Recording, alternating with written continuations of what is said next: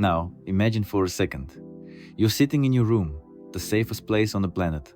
You're probably procrastinating, scrolling through memes while your cat plots world domination from the top of your bookshelf. It's a perfect normal day.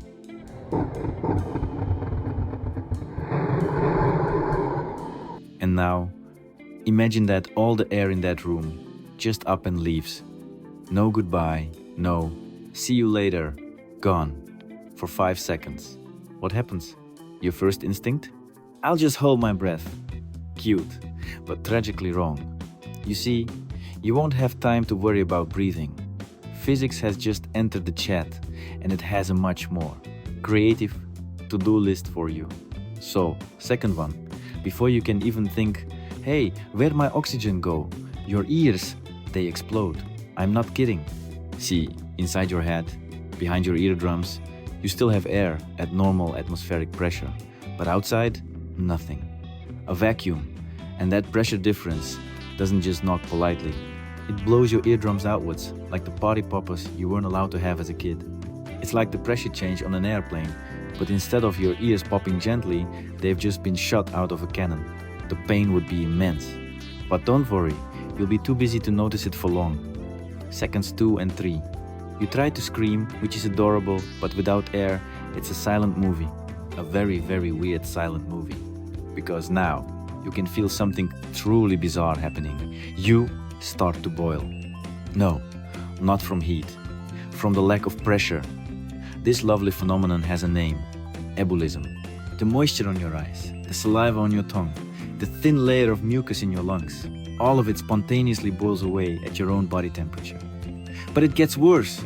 All the dissolved gases in your blood, oxygen, carbon dioxide, nitrogen, are suddenly uncorked like a bottle of shaken up soda.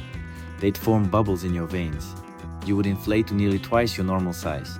Think of it as becoming a very distressed, very human-shaped balloon. It's the fastest and certainly the weirdest diet plan ever invented.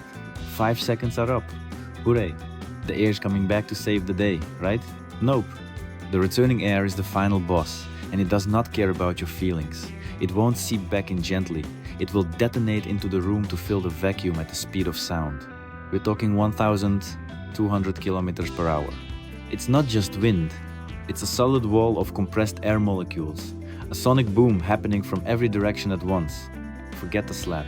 This is the entire planet, high-fiving your face with a sledgehammer.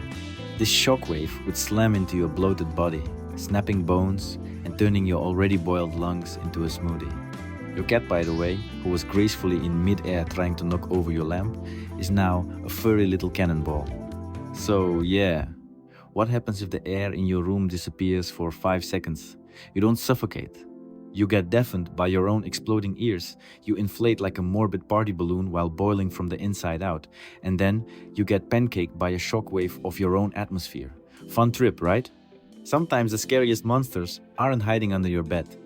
They're in your 8th grade physics textbook. Want to keep learning how the universe can end you in the most unexpected ways? You know what to do. And for now, just take a nice, deep breath of that sweet, boring, life-saving nitrogen-oxygen mix. It's the only thing stopping you from becoming a popped, boiled, and flattened science experiment.